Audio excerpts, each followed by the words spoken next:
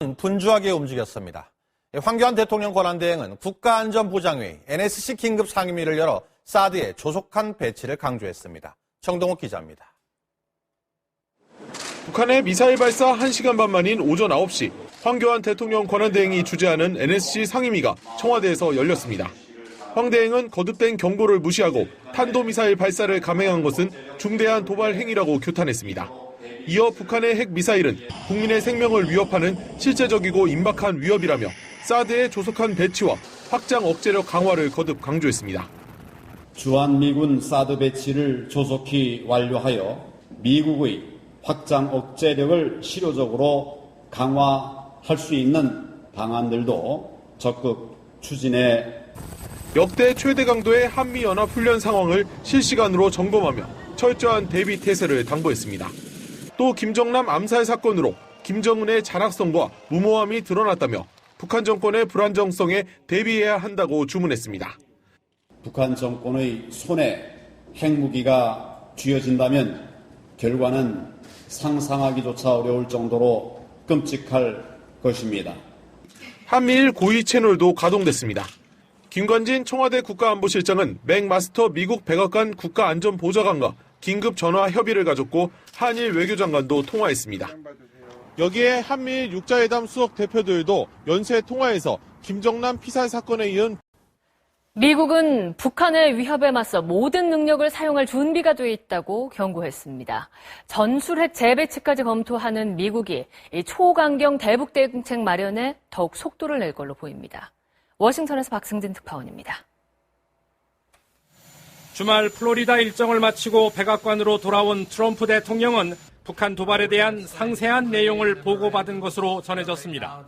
백악관 국가안보팀도 관련 정보를 분석하는 등 신속히 움직였습니다. 국무부는 북한의 이번 탄도미사일 발사는 노골적인 도발로 판단하고 강력히 규탄했습니다. 마크 토너 대변인은 북한이 이번에도 유엔 안보리 결의를 명백히 위반했다고 비판했습니다. 그러면서 북한의 불법적 행동에는 대가가 따른다는 것을 보여줄 수 있도록 모든 국가가 조치를 취해야 한다고 강조했습니다. 이어 북한의 위협에 맞서 한국과 일본 등 동맹에 대한 방위 공약은 철통 같다면서 모든 능력을 사용할 준비가 돼 있다고 밝혔습니다. 북한의 이번 도발은 트럼프 정부의 의지를 시험해보는 측면이 있는 만큼 전술핵 재배치까지 검토했던 백악관의 초강경 대북 대응책 마련 속도는 빨라질 것으로 보입니다. 의회를 중심으로 제기되는 테러 지원국 재지정은 물론 레짐 체인지, 즉 정권 교체, 또 대북 핵시설 선제 타격 목소리도 더 커질 것으로 보입니다. 또 북한과 중국을 동시에 압박하는 제3국 제재, 즉 세컨더리 보이콧 조치가 불가피해졌다는 분석도 나오고 있습니다. 워싱턴에서 MBC 뉴스 박승진입니다. 이런 가운데 중국은 북한의 미사일 도발을 반대한다고 밝히면서도 사드 배치 중단 요구를 덧붙였습니다. 사드에 맞서 북중 동맹을 부각시켜 보려던 차에 북한이 또 사고를 치자 당혹감도 감지되고 있습니다. 베이징 금기종 특파원입니다. 중국 외교부는 먼저 북한의 미사일 발사는 유엔 안보리 결의를 위반한 것이라고 비난했습니다. 中方反对朝方违反安理会的决议进行有关发射活动。 사드 문제와 관련해선 한국과 미국의 대규모 군사훈련을 주시하고 있다며 긴장 고조 행위를 자제하라고 강조했습니다. 能够停止有关部署进程，防止在错误的道路上越走越远。 하지만 중국 정부 내부에선 북한의 이번 도발에 대해 당혹스러워하는 기류도 감지됩니다. 최근 중국이 북한의 리길성 외무성 부상을 초청해 왕이 외교부장이 회담까지 했는데 뒤통수를 맞은 격이 됐기 때문입니다. 이 때문에 미사일 도발은 사드에 맞서 북중 우호 관계를 부각시키려는 중국의 의도에 찬물을 끼얹는 것이라는 분석이 제기되고 있습니다.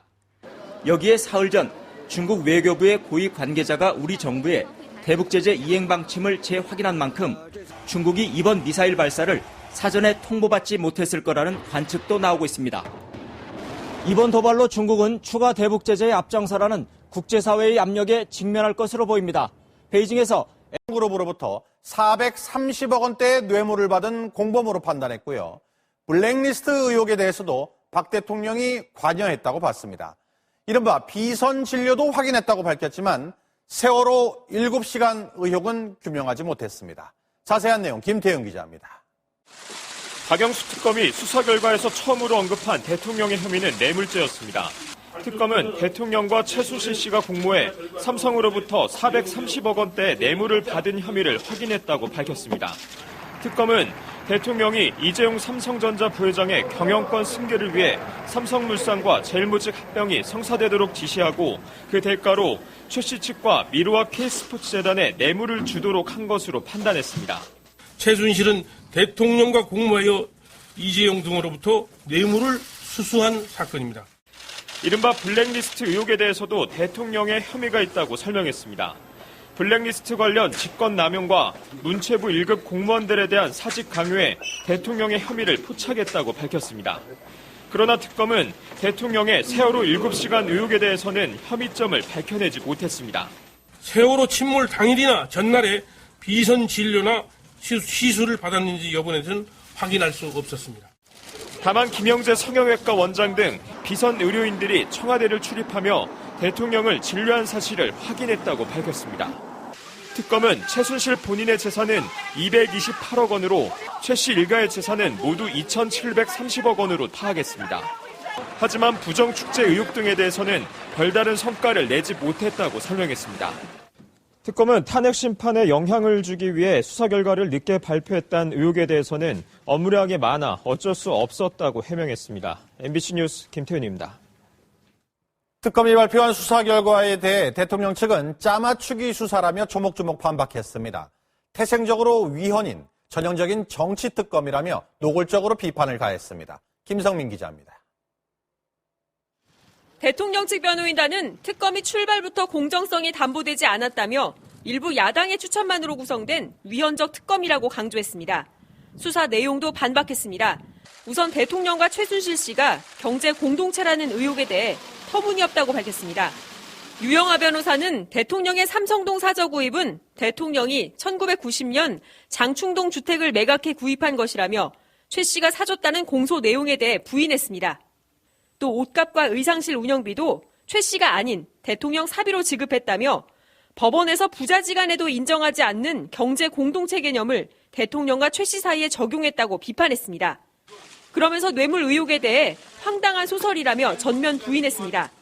삼성물산과 제일모직 합병 성사 지시를 내린 적이 없고 이재용 삼성전자 부회장에게 최 씨 측에 대한 지원을 요청한 사실도 없다고 말했습니다.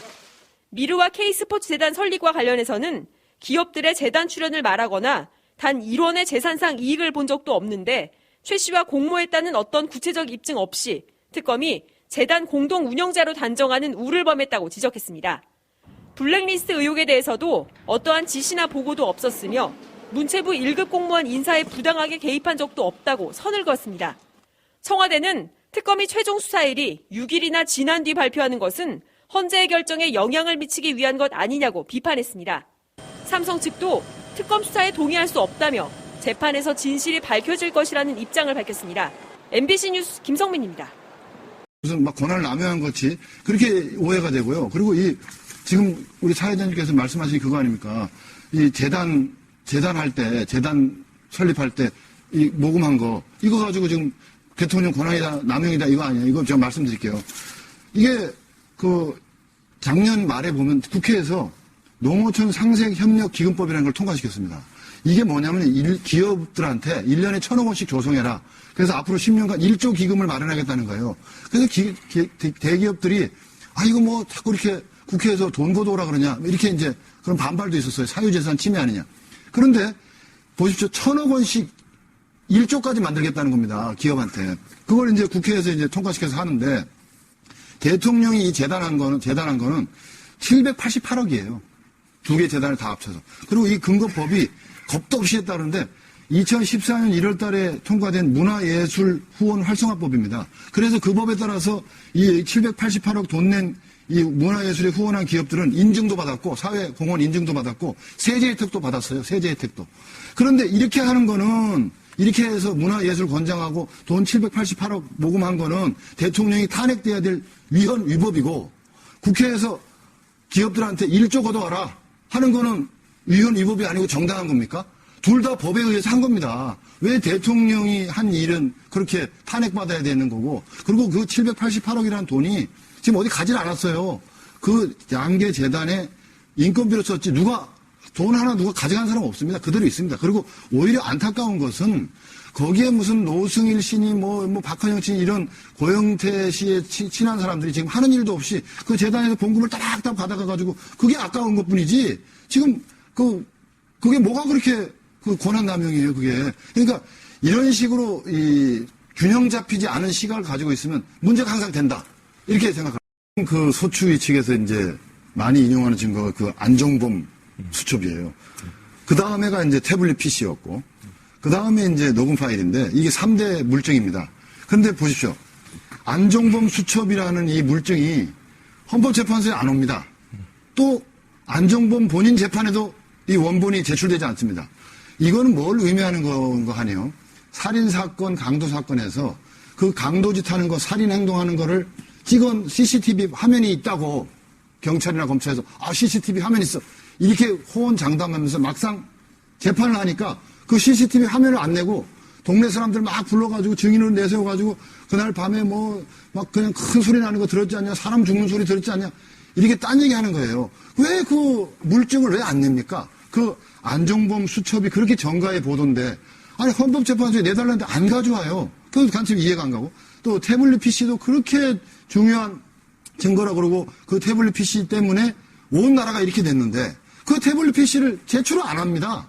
도대체 그 안에 뭐가 들었고 뭘 어떻게 조작이 돼 있길래 그걸 내지 못하냐. 그리고 녹음 파일 2395개, 이 김수현 녹음 파일인데요. 이게 고영태 녹취록이라고 알려져 있는데 이 2395개를 다 들어보자고 그러지도 않았습니다. 우리는. 그중에서 중요한 거 골라가지고 국민 앞에 공개 검증하자. 그러면 그 안에 엄청난 내용이 들어있어요. 검찰의 공소장 내지는 검찰 조서와는 전혀 다른 이야기가 거기에 시대순으로 쫙 녹음되어 있고 회의 전부 다 되어 있습니다. 그걸 틀어보면은 중요한 얘기가 나와요. 거기에 K스포츠 재단을 갖다가 말이야 한 방 퍽 날려가지고 말이야 조직을 장악해가지고 뻥 터트려서 돈을 벌어야 된다는 둥, 차은택을 제거해야 된다는 둥, 이제 최순실을 다 써먹었고 심지어는 대통령님을 갖다가 얘네 걔네 할 때 그 걔라 그러면서 걔를 몰아내고 다른 세력과 손잡아야 돼. 이런 식의 당돌하게 그지없는 이야기들, 황당하게 그지없는 이야기들. 그래서 이것은 이 사건은 검찰이 만들어오는 프레임과 정반대가 진실인가 보다.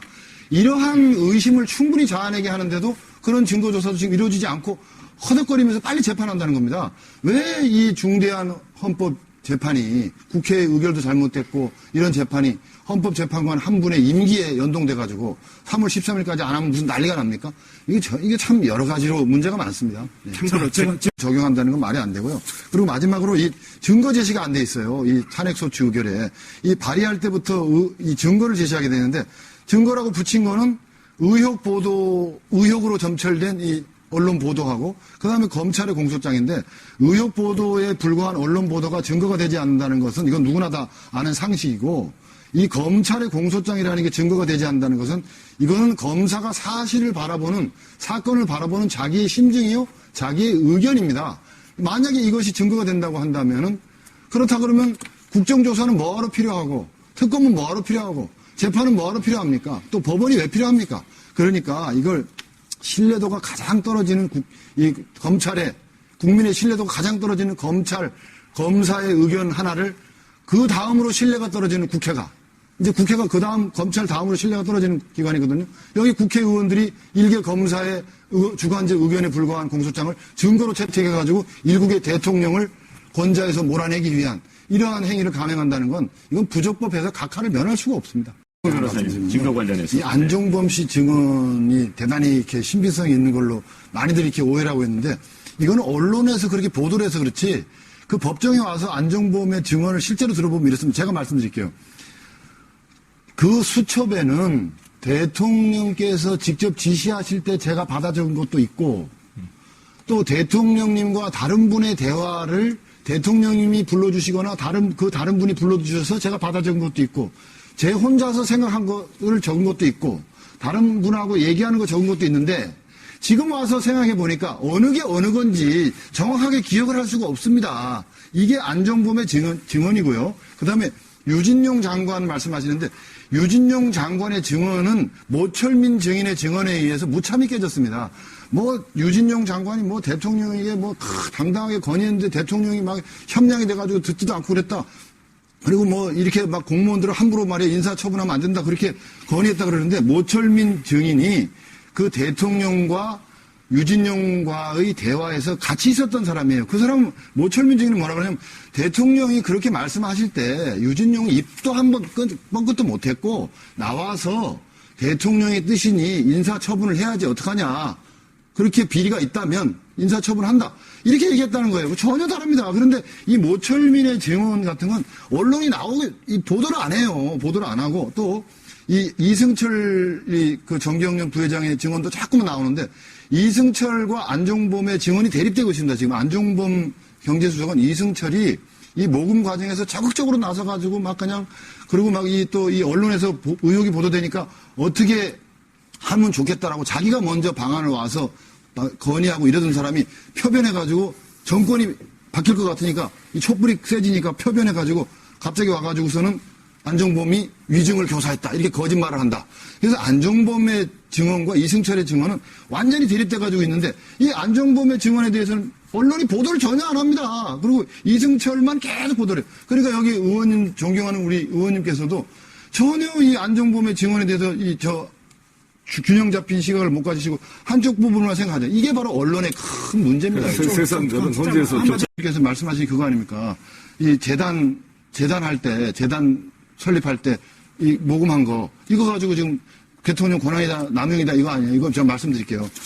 이게 작년 말에 보면 국회에서 농어촌 상생협력기금법이라는 걸 통과시켰습니다. 이게 뭐냐면 기업들한테 1년에 1,000억 원씩 조성해라. 그래서 앞으로 10년간 1조 기금을 마련하겠다는 거예요. 그래서 대기업들이 이거 자꾸 이렇게 국회에서 돈 걷어오라 그러냐 이렇게 이제 그런 반발도 있었어요. 사유재산 침해 아니냐.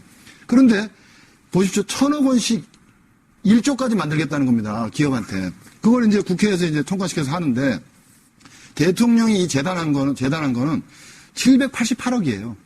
두 개 재단을 다 합쳐서. 그리고 이 근거법이 겁도 없이 했다는데 2014년 1월 달에 통과된 문화예술 후원 활성화법입니다. 그래서 그 법에 따라서 이 788억 돈 낸 이 문화예술에 후원한 기업들은 인증도 받았고 사회공헌 인증도 받았고 세제 혜택도 받았어요. 세제 혜택도.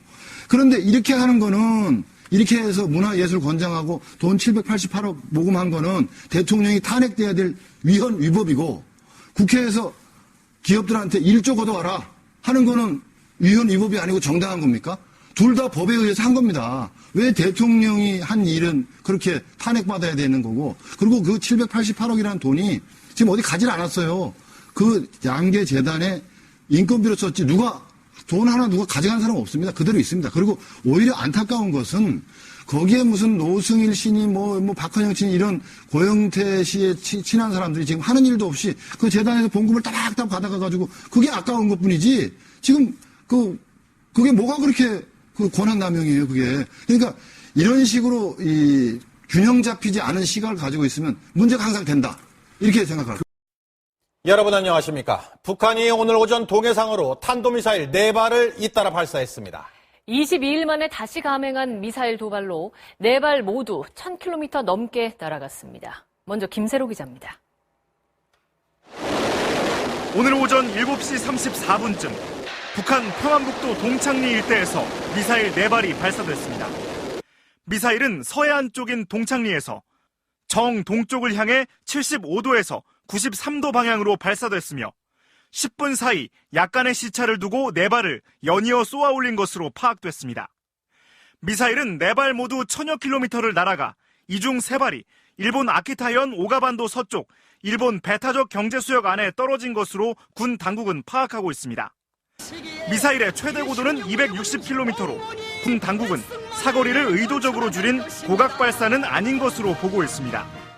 현재까지 파악한 정보에 의하면 4발이 평균 1000여 킬로미터를 비행한 것으로 확인되고 있습니다. 우리 군은 발사 2분 만에 이지스함과 그린파인 레이더 등을 통해 이 미사일 발사 궤적을 포착했습니다. 북한의 미사일 발사는 지난달 12일 중장거리 탄도미사일 북극성 2형을 발사한 지 22일 만입니다.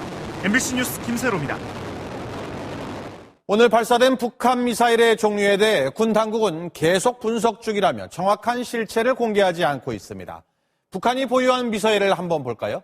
일단 사거리 1000km급으로는 스커드나 노동미사일이 있고요. 미국 본토까지 닿을 수 있는 대포동 2호가 있습니다. 대륙간 탄도미사일 ICBM으로 사거리가 가장 깁니다. 가장 최근 발사한 건 북극성 2형인데요. 지금까지는 지난달 공개된 북극성 2형이거나 그 개량형일 가능성에 무게가 실리고 있습니다. 김정우 기자입니다.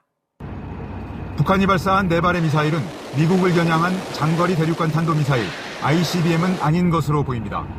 한 번도 시험 발사한 적이 없는 이동식 ICBM 4발을 10분 사이 연이어 쏠 가능성이 없고 궤적이나 천여 킬로미터의 비행거리 등이 근거입니다. 가능성은 낮은 것으로 보이나 좀 더 면밀한 분석이 필요한 사항입니다. 군 당국은 정확한 종류에 대해서는 함구했습니다. 지난달 12일 북극성 2형 발사 때 빚어졌던 혼선을 반복하지 않기 위해서입니다. 현재 ICBM을 제외하고 북한이 보유했거나 개발 중인 사거리 1000km 이상 지대지 미사일은 스커드 ER과 노동, 무수단 등 대략 4종류입니다. 군 당국은 오늘 발사된 미사일이 신형 중거리 미사일인 북극성 2형일 가능성에 무게를 두고 있지만 개량형 또는 신형일 가능성도 배제하지 않고 있습니다. 북극성 2형은 잠수함 발사 탄도미사일 SLBM을 지상 발사체로 개량한 것으로 지난달 첫 시험 발사 때 500km 정도를 비행해 동해상에 떨어졌습니다. 당시 SLBM처럼 발사 직후 점화되는 냉발사 체계와 이후 자세 조정 단계까지는 어느 정도 성공적이었다는 평가를 받았습니다. MBC 뉴스 김정호입니다. 이번 미사일 기습 발사엔 특이한 점들이 몇 가지 있습니다. 고정식 발사대가 있는 동창리에서 굳이 이동식 발사대를 이용해 동해상으로 멀리 그것도 연쇄적으로 쏘아 올린 건데요. 이 북한의 전술적 의도를 장승철 기자가 짚어봤습니다. 주한미군이 연내 배치할 고고도 미사일 방어체계 사드 1개 포대는 6개 발사대에 모두 48개의 유도탄을 장착하고 있습니다. 하지만 북한이 48발 이상을 동시에 쏜다면 사드 1개 포대로는 막아내기가 역부족인 상태가 됩니다. 따라서 이번에 북한이 4발을 한꺼번에 발사한 것은 이런 사드의 요격 효과를 감소시키고 우리 군의 대응 태세도 교란시켜보겠다는 전술적 실험으로 분석됩니다. 여러 발의 미사일을 발사해서 사드를 무력화시키는 것을 보여줌으로써 중국뿐만 아니라 국내 남남 갈등을 조장하려는 그런 목적으로. 또 과거 고정식 발사대를 이용해 대륙간 탄도미사일 ICBM을 시험 발사했던 동창리 발사장에서 고정식이 아닌 이동식 발사대를 이용해 사거리 1000km의 중거리 탄도미사일 IRBM을 쏜 것도 처음입니다. 한반도 서쪽 끝에서 동쪽을 향해 저각 발사한 것도 사실상의 신형 미사일 성능 시험 실시라는 분석이 나옵니다. MBC 뉴스 장승철입니다. 이런 전술적 목적 외에 오늘 미사일 발사는 한미연합훈련에 대한 자위권 행사라는 이 명분 쌓기용으로도 평가됩니다. 이런 저강도 도발을 반복한 뒤 이르면 다음 달 신형 ICBM 발사를 감행할 수도 있다는 전망입니다. 김세진 기자입니다. 이번 기습발사 나흘 전 북한군 총참모부는 이번 한미훈련에 대한 초강경 대응 조치를 예고했습니다. 정의의 핵보검으로 침략자들의 핵전쟁 서동을 무자비하게 진뭉개 버릴 것이다.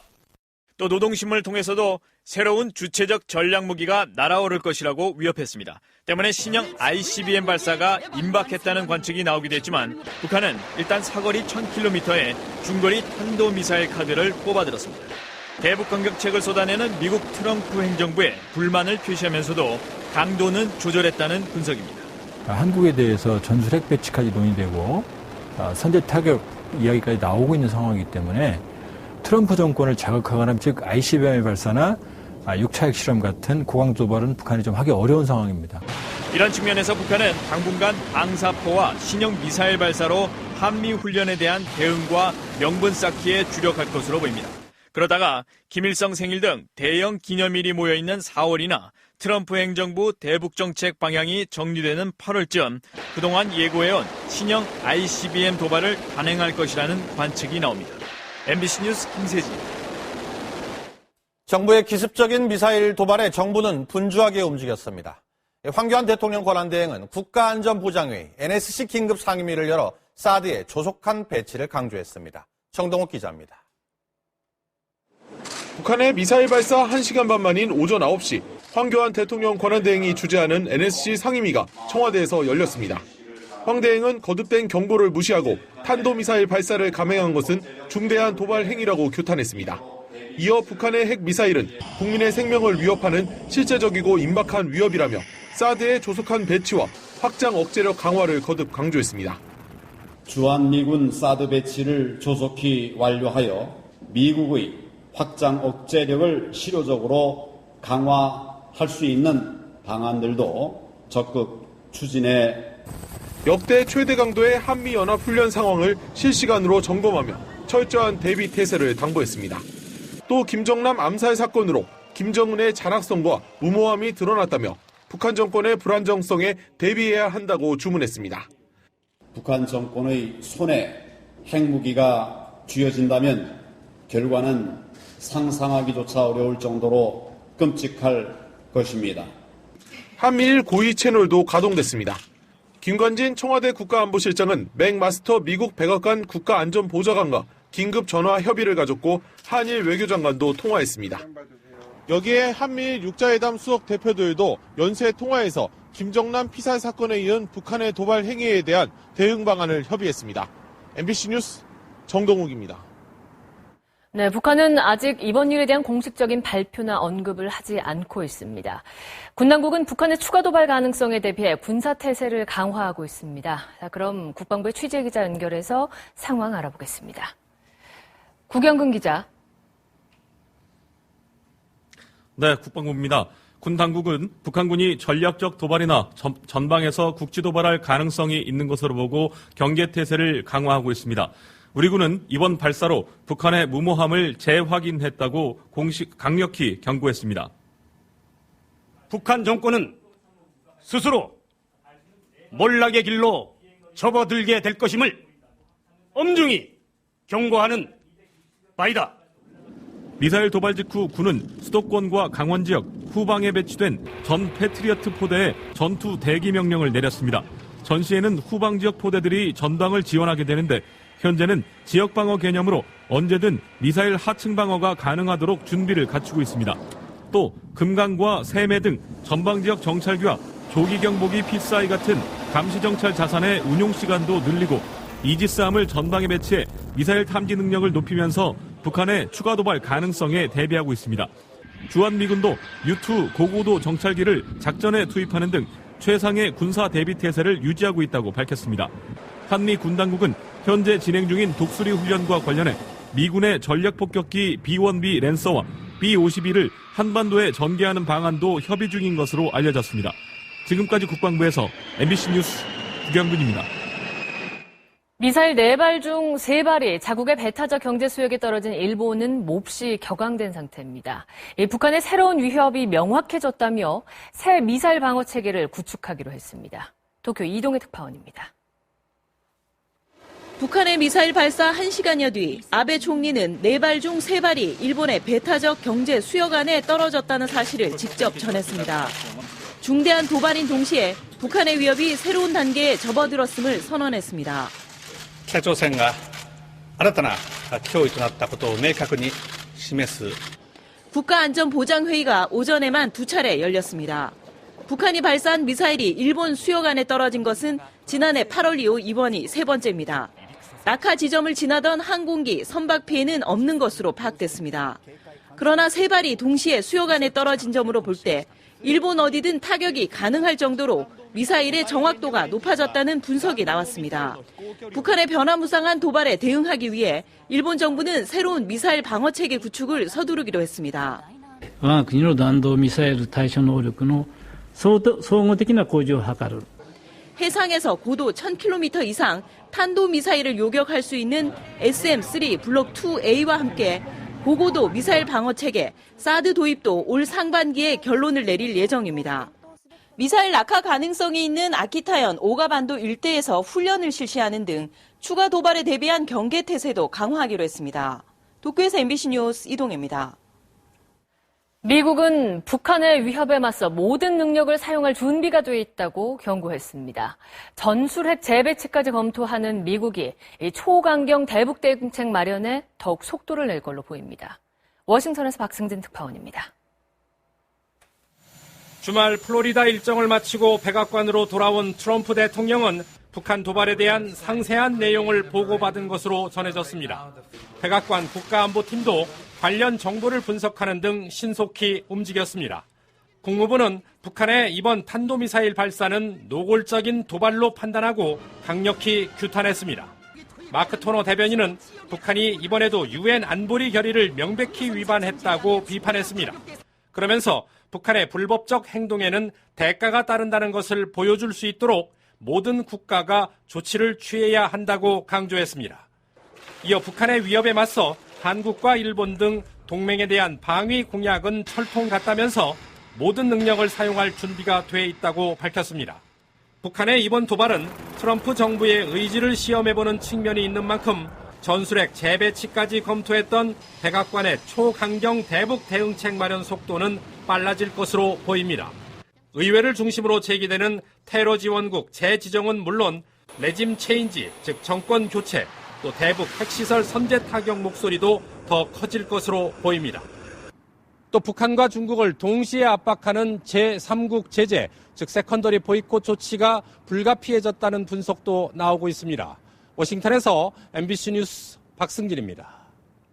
이런 가운데 중국은 북한의 미사일 도발을 반대한다고 밝히면서도 사드 배치 중단 요구를 덧붙였습니다.